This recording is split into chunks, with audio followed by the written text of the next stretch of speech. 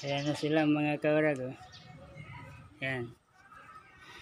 Yan yung mababatcher ko pa daw yan, sabi ni Alpamore. Yang 5 na yan. Lalo na yan 3 puti na yan. Oh. Yan, ito. Ito nga ay may kuto siya. Yan.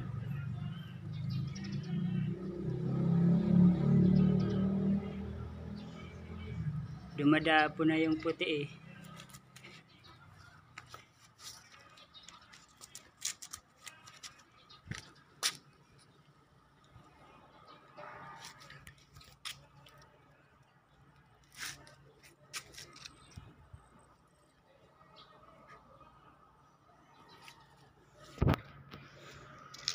Ayan o, pinutputan ko sila ng pakpak.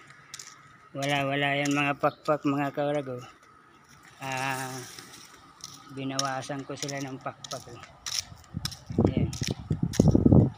Uwi. Yan, parang mga pato lang yan mga kaurag o. Parang mga pato. Ayan. Uwi. Hindi sila nakakalipad masyado kasi ginuntingan ko sila mga ayan o. Lumipad yung isa. Yan lang yung nakakalipad eh, yung yung medyo bata pa yan. Yan, nakakalipad na yan. Yan, mababatcher ko pa daw yan, sabi ni Aldrin eh. Kaya nga nakakalipad yan o, tapos bababa rito. Yun ang paborito ko mga kaurag, yung kapag bumababa dito sa kalye. Tuwang-tuwa ako niyan mga kaurag kapag nakikita ko silang mga ganon. Sana mabatcher ko pa sila. Ito, batcher ko na to, itong lumipad na puti. Tapos sabi ni Aldrin yung 2 daw na puti, mababatcher ko pa yan eh. Iwan ko lang dito sa sa red check, tapos dito sa ano bang tawag dito? Red bar ba to? Parang kakaiba ang kulay nito mga kaurag. Ano ba yan? Red bar ba yan o ano? Parang kakaiba eh. Oh. Parang ano siya eh. Ito mababatcher ko pa daw to eh. Tapos yung 3 puti na yan. Pinakain ko muna sila mga kaurag ng kanin. Kasi sayang naman yung kanin mga kaurag. Natira ko sa sa pagkain ko, kaya sabi ko pakain ko muna sa kanila kasi sayang naman eh. Hindi naman kinakain ng aso ko si Dugger, kaya dito ko na lang pinakain sa kalapati. Ayun o, tinitira naman nila oh. Oh, tinitira naman nila eh, pero may pagkain yan mga kaurag, yung feeds talaga yung binibili ko. Mamura lang yung mura lang yung bili ko sa sa feeds nila eh. Yung 33 pesos lang. Yung lang, concentrate ba yun? Concentrate, yung mura lang po, 33 pesos. Okay na yun, at least naka-feeds naman sila. Pero ito kanin. Bali sayang naman kasi, kaya ayun, tinitira naman oh. Yan, yung 3 na yan, mababatcher ko pa daw yan, sabi ni Aldrin eh. Ito, nag-aasawahan tong 2 eh, itong 2 puti. Yung isang puti, yung lumipad dito, yun, walang asawa, yan. Medyo pa kasi yan eh, medyo bata pa eh. Yan o, uuwi na o. Kaya mababatcher ko yan o, nag-uuwi na siya sa loob ng bahay ko. Yan ang bahay ko, parang loft na rin o. Kung titingnan nyo mga kaurag, parang loft na rin yung bahay ko. Yan yung tinatawag na balkonahe ba yan? Yung nasa harap ng pinto, balkonahe ba yan? Yan yung mas maganda dyan sa sa taas namin mag-alaga. Kasi yung taas namin mga kaurag, na yan eh, tawag dito, slab, simento na yung yung namin, yung taas namin. Kaya maganda dyan mag-alaga, kaso lang saka na lang ako dyan mag-aalaga, saka ko na lang ito ilalagay dyan pag talagang kumbaga safe na. Kasi may balak pa ko dyan magpagawa ng ng second floor. Yung parang ganito rin, ang kalahati hollow blocks, tapos ang kalahati steel matting dyan sa itaas. Kaya dyan na lang siguro ako itong mga kulungan na to ilalagay ko na lang sa taas. Pero ito ata babaguhin ko yan yung kulungan na yan. Pag nilagay ko na dyan sa taas, kailangan yung talaga hindi mananakaw, di ba? Kailangan may kandado. Ayun, bumabalik na siya. Marunong na yung puti babatcher ko pa yung puti tapos itong dalawa raw. Kaya at least may batcher na rin ako dito sa bahay ko dito. Tapos lilipad dyan. Iwan ko lang kung dadapo, wag lang dadapo dito sa sasakyan na to kasi dyan yan sa kabilang bahay, baka pagalitan ako. Yan sa yan ang may-ari niyan sa kabilang bahay. Sana hindi dumapo dyan. Itong tatlong to, mababatcher ko pa to, tatlong puti. Mas maganda pa nagpapakain dito mga kalapatid sa kalye kasi natutuwa ako pag mga ganon. Pag pinapakain ko sila dyan sa kalye, ganon.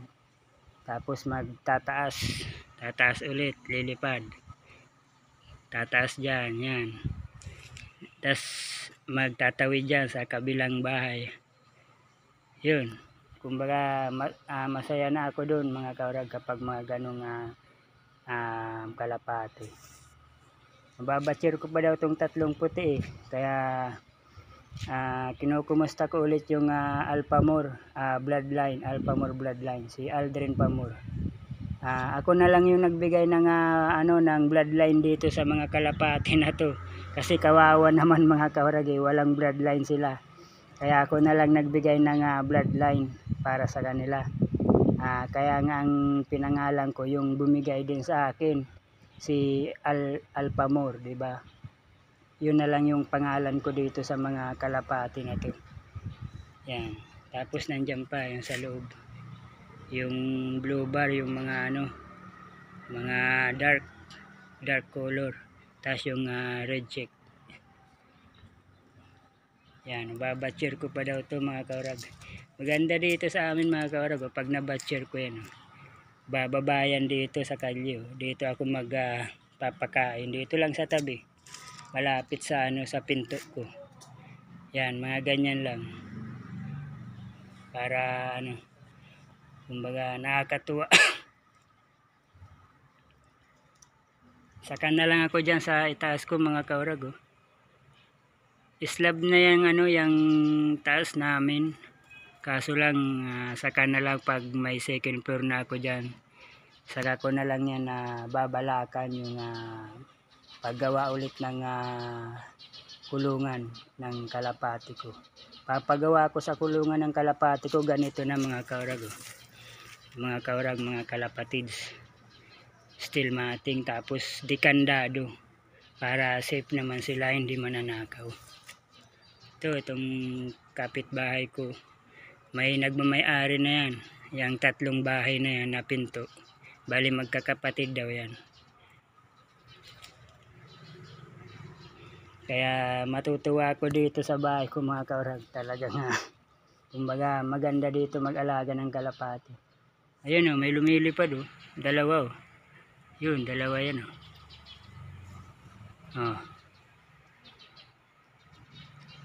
ayun dalawa yun nandyan na ata yan yung may-ari niya nandyan yan sa sa malaking bahay, malapit yan sa sa third floor.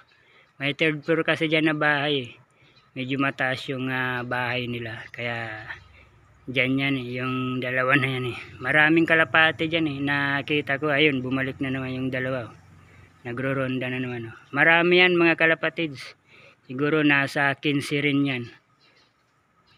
Nagsasali nga yan sa racing noon sa mga race.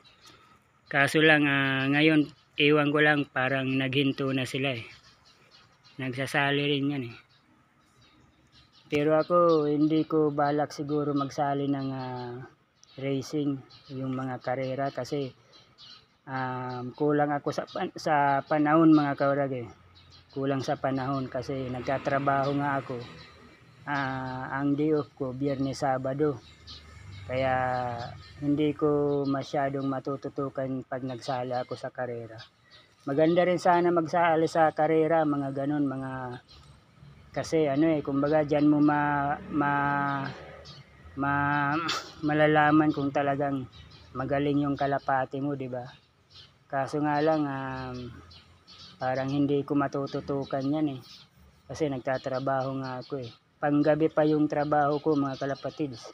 Kaya umuwi ako dito sa bahay ko gabi na, alas 11 na ng gabi. Kaya papakainin ko sila gabi na gabi ko na sila pinapakain, kaya yun. Kumbaga late na yung pagpapakain ko. Kaya update ko ulit kayo sa vlog ko, mga kaurag, mga kalapatids. Bali may 3 akong mababatcher dito, mga puti pa. Maganda. Itong dalawa parang mahirap ko na itong mabatcher kasi sabi ni Aldrin medyo matanda na to sa kanya Tapos yan yang si Red Bar. Medyo matanda na yan. Tapos itong tawag dito.